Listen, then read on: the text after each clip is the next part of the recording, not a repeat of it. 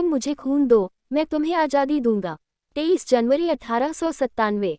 कटक, ओडिशा। जानकीनाथ बोस पिता और प्रभावती देवी माँ। पति पत्नी एमिली शिंकल।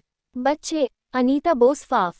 शिक्षा Ravenshaw collegiate school, Cuttack presidency college, Calcutta, Cambridge विश्वविद्यालय, इंग्लैंड। एसोसिएशन राजनीतिक दल भारतीय राष्ट्रीय कांग्रेस, फॉरवर्ड ब्लॉक, भारतीय राष्ट्रीय सेना।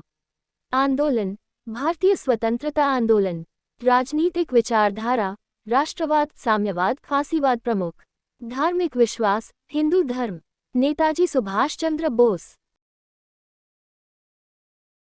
नेताजी ने 5 जुलाई 1943 को सिंगापुर के टाउन हॉल के सामने सुप्रीम कमांडर के रूप में सेना को संबोधित करते हुए दिल्ली चलो का नारा दिया और जापानी सेना के साथ मिलकर ब्रिटिश व कॉमनवेल्थ सेना से बर्मा सहित इम्फाल और कोहिमा में एक साथ जमकर मोर्चा लिया।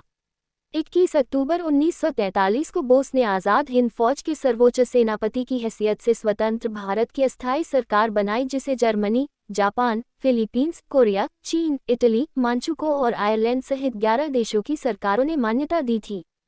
जापान ने अंडमान और निकोबार द्वीप समूह इस अस्थायी सरकार को दे दिए। सुभाष उन द्वीपों में गए और उनका नया नामकरण किया। 1944 को आज़ाद हिंद फौज ने अंग्रेजों पर दोबारा आक्रमण किया और कुछ भारतीय प्रदेशों को अंग्रेजों से मुक्त भी करा लिया। कोहिमा का युद्ध 4 अप्रैल 1944 से 22 जून 1944 तक लड़ा गया एक भयंकर युद्ध था। इस युद्ध में जापानी सेना को पीछे हटना पड़ा था और यही एक महत्वपूर्ण मोड़ सिद्ध हुआ। 6 जुलाई 1944 को उन्होंने रंगून रेडियो स्टेशन से महात्मा गांधी के नाम एक प्रसारण जारी किया, जिसमें उन्होंने इस निर्णायक युद्ध में विजय के लिए उनका आशीर्वाद और शुभकामनाएं मांगी। नेताजी की मृत्यु को लेकर आज भी विवाद है।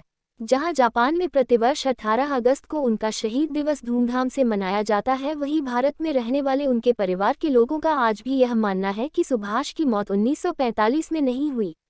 वे उसके बाद रूस में नज़रबंद थे।